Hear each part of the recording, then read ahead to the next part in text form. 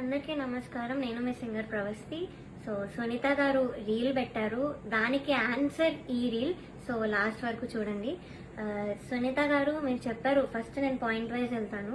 So first point ఏంటంటే, మీరు చెప్పారు చిన్నప్పటి నుంచి చూస్తున్నాను, ఒళ్ళో కూర్చోబెట్టుకున్నాను అని చెప్పారు. ఇప్పుడు నేను ఎలా చేయాలి అని కూడా అన్నారు. సో లేదు, నేను ఇప్పుడు నన్ను ఒళ్ళో కూర్చోబెట్టుకోమని నేను అడగలేదు. నాకు ఆ minimum respect as a human, as a singer ఇవ్వమన్నాను.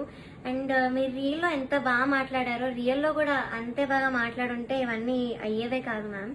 So అదొకటి. పాయింట్ నెంబర్ 2, నాకు కన్సిస్టెన్సీ లేదని కూడా చెప్పారు.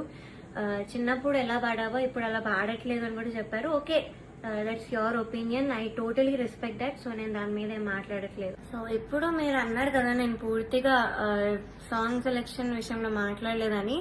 సో మ్యామ్, మాకు ముందే రైట్స్ ఇవ్వడం జరిగింది, స్కెడ్యూల్ 1 ముందే.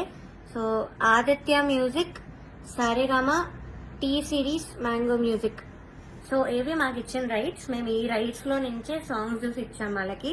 సో నా సాంగ్స్ రిజెక్ట్ చేసిన కారణం అయితే రైట్స్ ప్రాబ్లం కాదు. దేనిలో కూడా జరిగిందో చెప్తాను. ఇది రాఘవేంద్ర రావు గారి ఎపిసోడ్ లో ఆయన చేసిన మంచి డివోషనల్ మూవీస్ నుంచి నేను మంచి డివోషనల్ సాంగ్స్ ఇచ్చాను లిస్ట్ లో. ఇస్తే కాల్ చేసి ఇలాగా ఇది డివోషనల్ రౌండ్ కాదు, ఇలాంటి సాంగ్ ఎవరిచ్చినా కూడా మేము ఇవ్వము, అది ఇది అన్నారు Suman sir from Gnapika production house. So call చేసి చెప్పారు. ఇంకా I had no choice, but వేరే ఇంకా సాంగ్స్ దొరికిన సాంగ్స్ అన్ని పంపించాను లిస్ట్ లో. బట్ చూస్తే ఒక అమ్మాయి మాత్రం అదే డివోషనల్ సాంగ్ పాడింది. అండ్ తను కూడా ఎన్ని పిచ్చింగ్ ఇష్యూస్ చేసినా మళ్ళీ అదే మంచి కామెంట్స్ ఇచ్చారు, దట్స్ ఫైన్. అండ్ షార్ప్ పాడుతుంటే మీరేమో సైగలు చేశారు. Instead of pointing that out in the judgment, మీరు అది చేయలేదు. మరి ఇదేంత ఫేవరెటిజం కనిపిస్తుంది, అందరికీ కనిపిస్తుంది ఈ పాయింట్ లో. అండ్ మీరు ఇది ఆన్సర్ చేయండి, ఎందుకు సైగలు చేశారు జడ్జ్మెంట్ లో చెప్పకుండా, ఇది ఒక్కటి ఆన్సర్ చేయండి మ్యామ్. అండ్ జడ్జ్మెంట్ గురించి మాట్లాడుతున్నాం కాబట్టి, ఈ యొక్క ఎపిసోడ్ లో Ilaiyaraaja sir, SPB sir episode లో మీరు ఒక పాటకి లేకుండానే ముందే జడ్జ్మెంట్ ఇచ్చి వెళ్లారు. కన్యాకుమారి అనే పాటకి మీరు ఆ రోజు ఏదో ఎక్కడికో వెళ్ళాలి అని ఆ పాట వినక ముందే మీరు కామెంట్స్ ఇచ్చేసి వెళ్ళిపోయారు. అది ఎలాంటి కామెంట్ అయినా, ఒరిజినల్ సాంగ్ గురించి అయినా ఏదైనా కూడా జడ్జ్మెంటే. సో మీరు ఇలా చెప్పేసి వెళ్ళిపోయారు సాంగ్ వినకుండానే. సో అదొకటి. అండ్ మీరు రీల్లో నేను పేర్లు మెన్షన్ చేశాను చెప్పారు. ఎస్, నేను గాయత్రి అక్క ఇంకా శ్రీధృతి పేరు మెన్షన్ చేశాను. కానీ మీరు ఇంకేదో ప్రణతి ఇంకా శ్రీలలిత అని చెప్పారు మీ రీల్లో. నేను ఈ 2 నేమ్స్ ఎక్కడా కూడా వాడలేదు, వీడియోలో కానీ ఇంటర్వ్యూస్ లో కానీ ఎక్కడ ఎత్తలేదు. సో మీరు ఎక్కడి నుంచి విన్నారో, ఎవరి నుంచి విన్నారో తెలియదు మ్యామ్. నా వీడియో ఒక్కసారి చూడండి, నేను దానిలో చెప్పలేదు, ఈ పేర్లు అయితే అస్సలు ఎత్తలేదు. అండ్ శ్రీలలిత గురించి కూడా నేను ఎప్పుడు మాట్లాడాను, బికాస్ చాలా నాలెడ్జ్ ఉన్న అమ్మాయి, షీఈ్ అన్ అమేజింగ్ సింగర్. నేను తన గురించి అసలు మాట్లాడను. సో నా యాక్చువల్ క్వశ్చన్ కి మీ ఆన్సర్ రాలేదు, విచ్ ఇస్ లిరిక్స్ మర్చిపోయిన వాళ్ళు ఎందుకు టాప్ లో ఉన్నారు. I'll also give you the songs. చమ్కీ లాంగీలేసి పల్లవి స్టార్టింగ్ తను మర్చిపోయింది, అది మీరు కామెంట్స్ లో చెప్పలేదు. అండ్ సీతారామచరితం దానిలో కూడా లిరిక్స్ మర్చిపోయారు, అది కూడా మీరు కామెంట్స్ లో చెప్పలేదు. And the third thing is, చేతుల మీద రాసుకొని వస్తే అదొక కామెడీ థింగ్ లాగా పోర్ట్రే అయింది, కానీ ఒక కాంపిటీషన్ మీరు అలా చెయ్యలేదు. అట్లీస్ట్ మార్క్స్ లో అయినా మీరు అక్నాలెడ్జ్ చేసి ఇస్తారేమో అనుకున్నాను, కానీ చూస్తే వాళ్ళందరూ కూడా టాప్ లో ఉన్నారు లాస్ట్ లో. ఇక్కడ చాలా డిస్క్రిమినేషన్ కనిపించింది మ్యామ్. వెరీ హర్టింగ్, బికాస్ మేము ఆ పాటలకి అంత లిరిక్స్ ఉన్న పాటలు, ఎస్పెషల్లీ మన భారతంలో నేను పాడాను. అండ్ అదర్ సాంగ్స్ కూడా డైలాగ్స్ కూడా ఉన్నాయి. మన భారతం అనే పాటలో చాలా చాలా లిరిక్స్ ఉండే, కానీ మేము అక్కడ లిరిక్స్ కరెక్ట్ పాడే వాళ్ళు కూడా మర్చిపోకుండా, మేమందరం అంత హార్డ్ వర్క్ చేసుకుని, అందరు సింగర్స్ కి తెలుసు ఎంత కష్టమో లిరిక్స్ గుర్తుపెట్టుకోవడం తక్కువ డ్యూరేషన్ లో. సో మేమంతా హార్డ్ వర్క్ చేసి ఆ స్టేజ్ మీద లైట్స్ కి టెన్షన్ లో మర్చిపోకుండా పాడడానికి అంతా ట్రై చేసి పాడాక కూడా మీరు మర్చిపోయిన వాళ్ళకి, చేతి మీద రాసుకొని వచ్చిన వాళ్ళని అంత అప్రిషియేట్ చేస్తే మాకు డెఫినెట్లీ హర్టింగ్ ఉంటుంది ma'am. It's very very discriminating. So ఇంకొకటి, మీరు మ్యాంగో మ్యూజిక్ వాటి గురించి మాట్లాడారు కదా మ్యామ్. ఫస్ట్ థింగ్ వచ్చేసి, నాకు మా గురువు గారు నిహాల్ కొండూరి గారు, ఆయన కంపోజిషన్ లో, అది మీరు పాడిన ఆయన కంపోజిషనే. సో అయినా ఇలాగా ఎవరెవరు అవైలబుల్ ఉన్నారు కోరస్ పాడడానికి అంటే ఐఎమ్ ఇంట్రెస్టెడ్ సార్ అని నేను చెప్పాను. సో నాకు ఆపర్చునిటీ అలా వచ్చింది. సో ఇంకొకటి ఏంటంటే, మీరు అన్నారు నిన్ను మీ మదర్ని సేఫ్గా పంపిమని నేనే చెప్పాను అని. మ్యామ్ ఫస్ట్ థింగ్ మా మదర్ రాలేదు ఆ రోజు, మా మదర్ని అలో కూడా చేయలేదు, నేను ఒక్కదాన్ని వచ్చాను. నాతో పాటు మీ అసిస్టెంట్ అక్క వచ్చారు, బికాజ్ అక్క ఇక్కడే ఉంటారంట ఇంటి పక్కన, అందుకే వచ్చారు. So my mother was not there ఆ రోజు, వేరే వాళ్ళ ఒక మదర్ వచ్చారు. సో నన్ను పికప్ చేసుకున్నప్పుడే మా మదర్ కిందకు వచ్చి అక్కతో అయితే చెప్పారు, నైట్ ప్లీజ్ డ్రాప్ చేసి వెళ్ళండి, ఇది మాత్రం నేను రిక్వెస్ట్ చేస్తున్నాను మిమ్మల్ని అని అడిగితే ఓకే అన్నారు అక్క. సో అలా మా మదర్ ముందే అడిగారు డ్రాప్ చేయమని.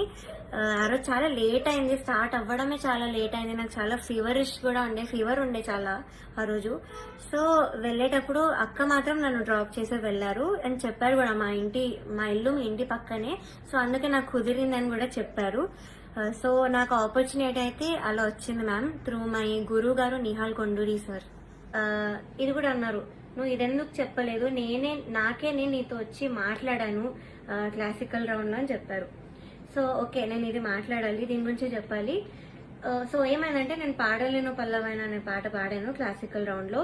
యాజ్ మ్యామ్ చెప్పినట్టు క్లిక్ ఒకటి వెళ్ళింది, మృదంగం ఒకటి వెళ్ళింది. So I had to follow click follow అయి నేను పాడాను, ఐ డోంట్ మిస్ ఎనీ స్వరం.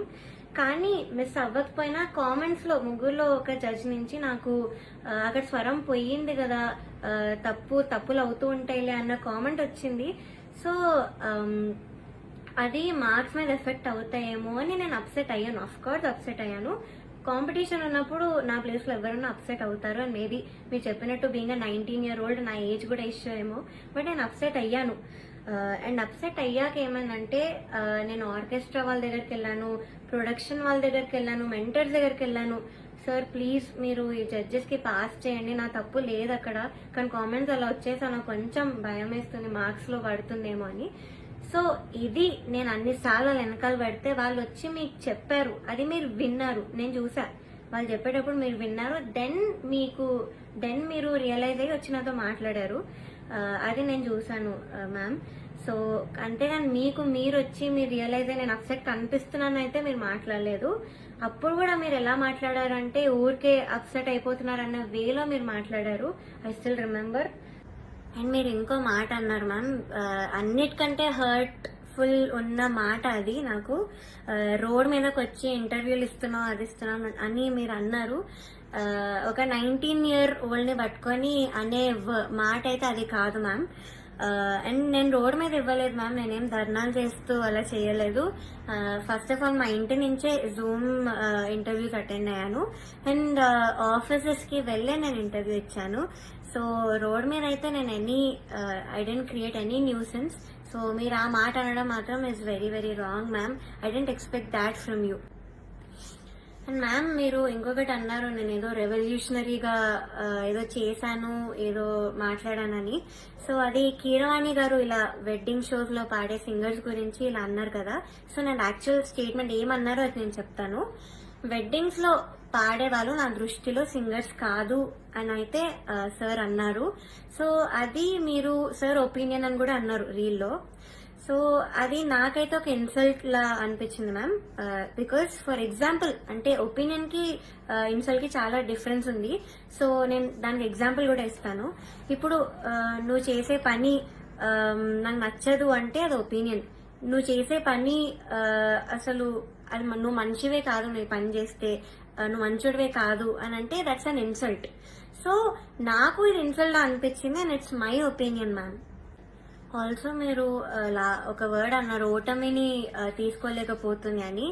సో మ్యామ్ నేను ముందు చాలా రియాలిటీ షోస్ లో కూడా ఎలిమినేట్ అయ్యి వచ్చాను, అండ్ నేను ఎప్పుడు కూడా ఇలా వీడియో చేసి నాకు అన్యాయం జరుగుతుందని నేను ఎప్పుడూ పెట్టలేదు. ఒక్కసారి మీరు చూడండి, అండ్ నా ఏజ్ చూసుకొని మీరు అజ్యూమ్ చేసుకోకండి ma'am. Though I'm 19 years old, I have enough experience. నాకు 15 years ఉంది మ్యామ్ ఎక్స్పీరియన్స్ రియాలిటీ షోస్ వాటిలో, and I know how to take a failure. And నేను వీక్ పర్సన్ అయితే కాదు. చిన్న ఏజ్ నుంచే నేను చాలా హార్డ్ వర్క్ చేసి నా ఫ్యామిలీ రెస్పాన్సిబిలిటీ అంతా కూడా నేను తీసుకున్నాను. సో నాకు తెలుసు మెంటల్ ప్రెషర్ ఎలా హ్యాండిల్ చేయాలో, అన్నిటినీ ఎలా హ్యాండిల్ చేయాలో నాకు తెలుసు మ్యామ్. సో నేను చాలా స్ట్రాంగ్ గానే నించున్నాను ఇప్పుడు. అండ్ నా వెనకాల ఎలాంటి పవర్ఫుల్ పర్సన్ లేరు, మాకు అంత ఇన్ఫ్లుయెన్స్ లేదు, మాకు మనీ లేదు నేను ఓన్ గా రావడానికి, నా ఓన్ మ్యూజిక్ చేసి ఓన్ సాంగ్స్ చేసుకొని రావడానికి మాకు అది లేదు. సో నేను అన్ని నా సోషల్ లైఫ్ కానీ నా స్టడీస్ అన్నిటినీ పక్కన పెట్టి మ్యూజిక్ ఇస్ మై ఎవ్రీథింగ్ అనుకుంటూ బతుకుతున్నాను. సో అలాంటి దానిలో ఇంజస్టిస్ జరిగినప్పుడు ఎవరికైనా ఉంటుంది మ్యామ్, ఇలా అప్సెట్ అవడం అనేది పక్కా ఉంటుంది.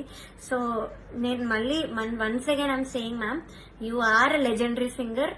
I was always a fan, I'm still a fan. మీరంటే నాకు చాలా చాలా అభిమానం as a singer. So judgment ఒక్కటి నేను ప్రూఫ్ తో మీకు పెట్టాను. So please answer my questions. Once again no personal hate, I'm still a fan of you. So ఇదొక్కటి నేను చెప్పాలనుకున్నాను ma'am. Thank you so much.